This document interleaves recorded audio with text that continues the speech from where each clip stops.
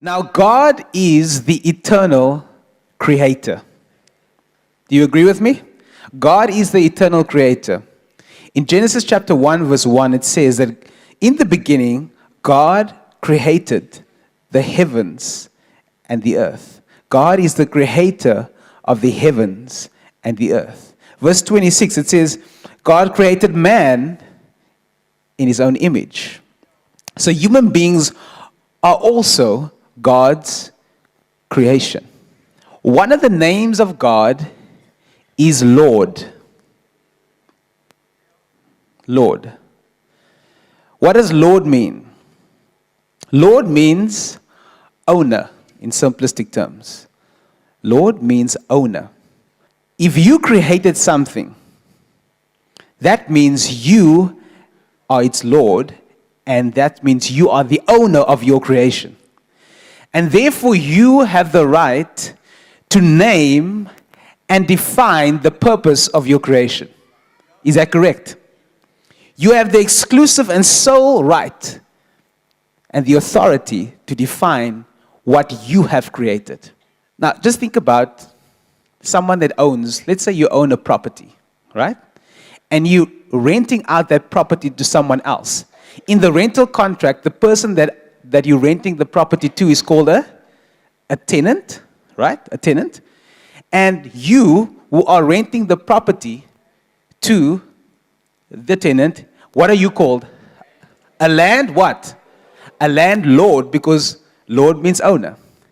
Now, in the same way, because God created the heavens and the earth, and because God created man, He's the owner of man, He's the Lord of man. And Psalm 24 confirms this when it says, the earth is and the fullness thereof, the world, and they that dwell therein. Who dwells on the earth?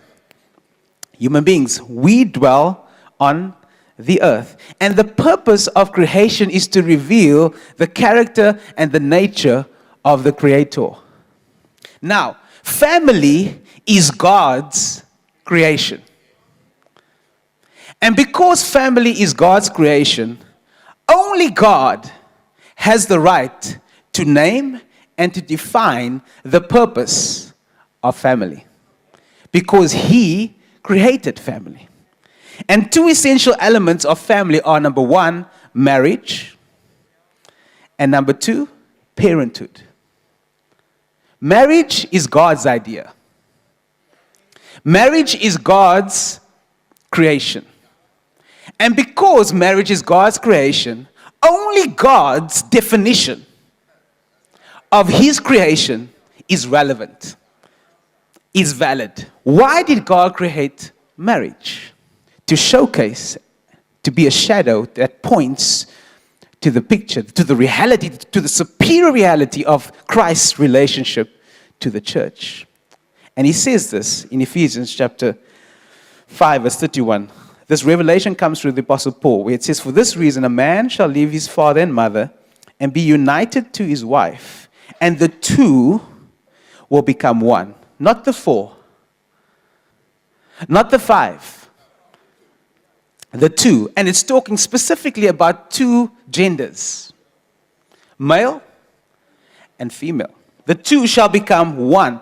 And then he goes on to say, this is a profound mystery. And then he unpacks what the mystery is. But I'm talking to you about Christ and the church. So the purpose of marriage is to illustrate and showcase and to give the world a glimpse of the superior reality, which is Christ's relationship with His bride, which is His church. Parenthood, on the other hand, also reveals an aspect of God's nature because it points to God's tenderness and patience towards us as His children. God put children in families so they can experience His love, and also so that they can learn how to give love to others. And Proverbs chapter 1 verse 8 says, pay close attention, my child, to your father's wise words, and never forget your mother's instructions. Father, mother, parenthood.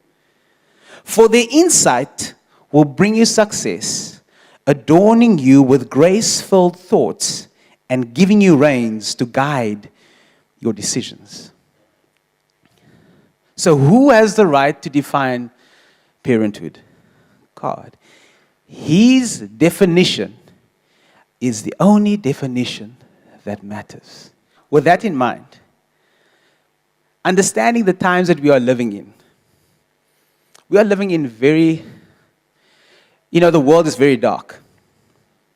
And in 2 Corinthians chapter 4, verse 4, it explains what's happening. It says, the God of this age has blinded the minds of unbelievers so that they cannot see the light, the revelation of the gospel that displays the glory of Christ, who is the image of God. We live in an age where unbelievers are blinded. The enemy, the God of this age, the spirit of Antichrist, which is a spirit that's not just against Christ, but wants to replace Christ. He is blinding the minds of unbelievers. And we're living in a culture that Isaiah referred to in Isaiah chapter 5, verse 20, where people call good evil and evil good.